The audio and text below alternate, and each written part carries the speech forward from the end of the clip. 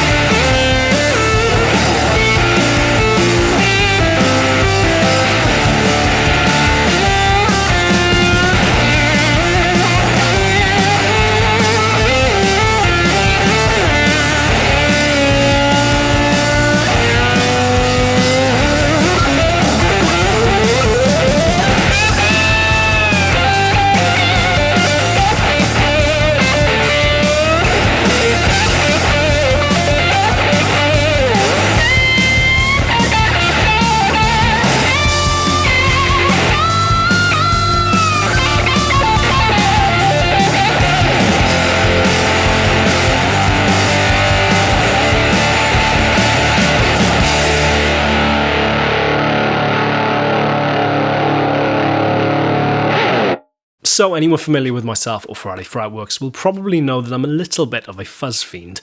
I've done numerous videos on numerous fuzz pedals over the years, from vintage fuzz faces to high-end recreations to boutique versions or interpretations of long-forgotten esoteric circuits, all of which, as you can imagine, tend to come at a pretty penny, which I know is of great frustration to so many of you, myself included, as, generally speaking, fuzz circuits can be amongst the most primitive and simple out there. Yet, for the last 5 years, this has been a pedal I've used which has been with me pretty much everywhere. Live shows, sessions, innumerable YouTube videos, even all over the Cardinal Black album. Yet, for whatever reason, I've just not really spoken about.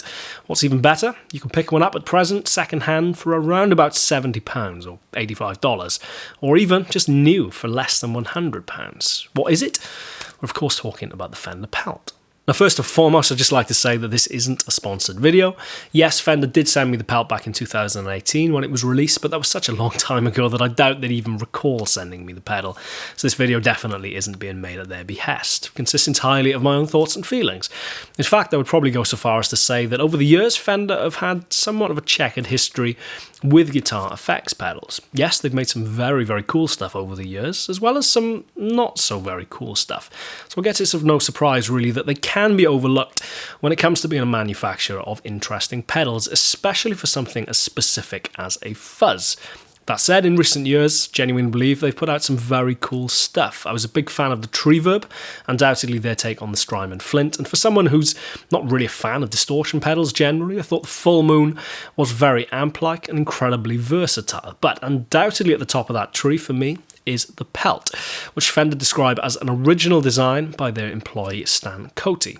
It's built around a silicon transistor, which this will be a little bit of a sweeping generalization, but generally speaking, you can think of as a little bit harsher, a little bit more aggressive and gainy than a germanium transistor. But what the Pelt does incredibly well for my money is straddle that vintage and modern world, thanks massively so to the bloom control, which essentially affects how aggressive the fuzz sounds. If you dial it back to the left, you're definitely in closer territory to, say, a vintage fuzz face, but by bringing it forward, gives you that more aggressive, modern, spluttery, kind of Velcro ripping sound, which for me at least is really where the Pelt comes into its own. Now, one of my favourite guitar players in recent years is Scott Holliday from Rival Sons, who aside from being an incredible guitar player, is also brilliantly inventive and kind of sonic architect, I guess you can kind of think of him as, in defining the sound not only of live shows or tracks, but the sound of Rival Sons as a whole.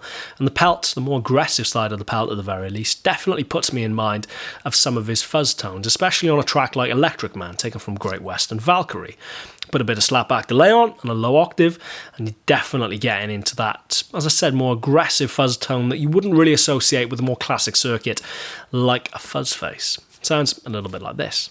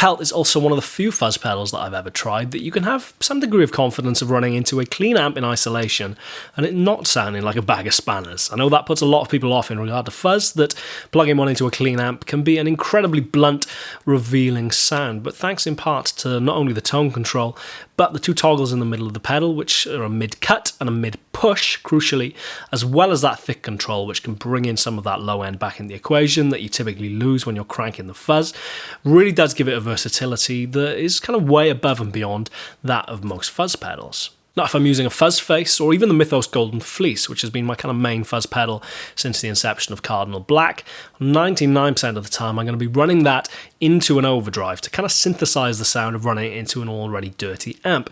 Now, you can hear in this next video taken from a pedalboard rundown with Guitarist magazine, the sound of that pedal, it's a great pedal, not to doubt it for a second, but the sound of that pedal in isolation is a little bit, as I kind of described in that video, a little bit buzzsaw, a little bit serrated edge. So you have to, at least in my opinion, for the sound that I'm trying to achieve, stack it with an overdrive pedal to get that kind of thick mid-range back. But of course with the Pelt, those mids control really helps bring that back into the equation without the need to stack it with something else or augment it with an overdrive pedal. Fuzz, I tend to struggle with a little bit in isolation, just in terms of its very kind of serrated edge, kind of buzzsaw, kind of aggressive kind of thing. So in isolation, doesn't get a lot of use, but for the purposes of demonstration, sounds a little bit like this.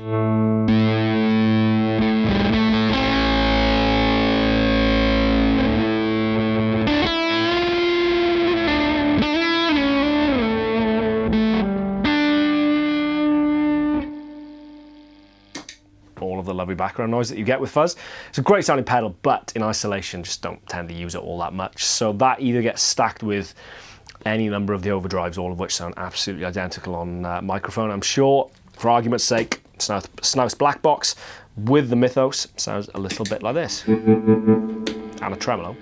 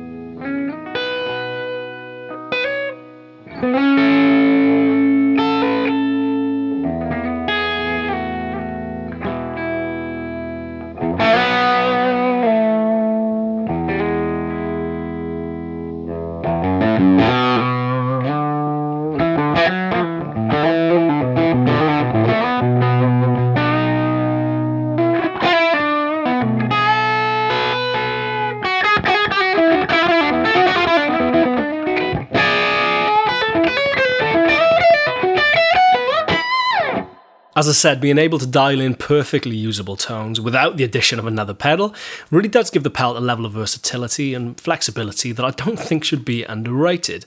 Now maybe it is because it's one of the biggest companies in the world which make this, which I guess in a time of pedals being produced from everyone from mass manufacturers to one man in a shed, it's understandable to think why Fender may be overlooked. As I said, especially when it comes to something as specific and that we can get a little bit cork sniffy about as a fuzz pedal. But given how frequently I get asked for recommendations, not only of fuzz pedals, but specifically affordable budget-friendly fuzz pedals, I really thought it'd be remiss not to mention a pedal that not only do I love, but as I said, I've used very consistently for near enough the last 5 years. It's just one of those things that I've not really shown it on video or talked about it to any great extent. So I guess this video is kind of me rectifying that. I'm going to play you out now, but as ever, thank you very much for watching. I'm Chris Buck, this is Friday Fretworks. Please subscribe, hit the bell icon, and I shall see you next week for another episode. Cheers guys, take care, see you soon.